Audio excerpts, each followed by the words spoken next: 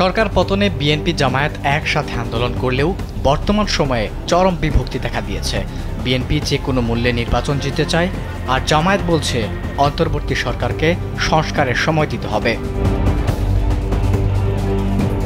এদিকে সংসদের ভোট কবে হবে সে নিশ্চয়তা না থাকলেও মাঠ গোছানোর কাজে ব্যস্ত হয়ে পড়েছে বিভিন্ন রাজনৈতিক দল। সেই ধারাবাহিকতায় নির্বাচনের বিএনপির সামনে শক্তিশালী প্রতিদ্বন্দ্বী হিসেবে আবির্ভূত হতে নানা ছক কষছে জামায়াত ইসলামী।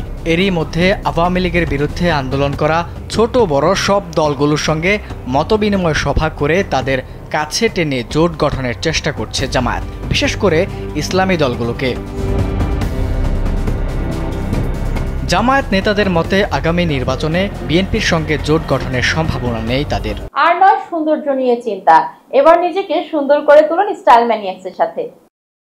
বরং তারা জানান ক্ষমতাচ্যুত আওয়ামী লীগ মাঠে না থাকায় এবং নির্বাচনের পরিস্থিতি স্বাভাবিক থাকলে হাড্ডাহাড্ডি লড়াই হতে পারে বিএনপি বনাম জামায়াতের মধ্যে।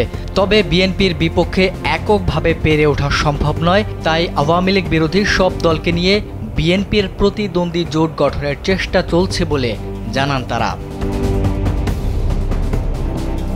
জামায়াতের একজন নায়েবে আমিরের দাবি, বিএনপি এককভাবে নির্বাচন করলে বর্তমান পরিস্থিতিতেও ৪৫% বেশি ভোট পাবে না তারা। এছাড়া জামায়াতের ভোটও ১০ থেকে ১২% বেশি হবে না। বাকি ভোটও আওয়ামী লীগ এবং অন্যান্য দলের নয়।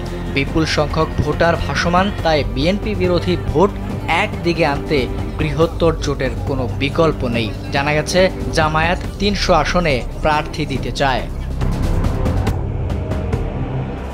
প্রায় ২৫ বছরের মিত্রতা থাকলেও ছাত্র জনতার অভ্যুত্থানে হাসিনা সরকারের পতনের পর বিএনপি জামায়াতের বিরোধ বাড়ছে। ছাত্র জনতার অভ্যুত্থান চলাকালে জামায়াত সহ সবাইকে নিয়ে জাতীয় ঐক্যের ডাক দেয় বিএনপি।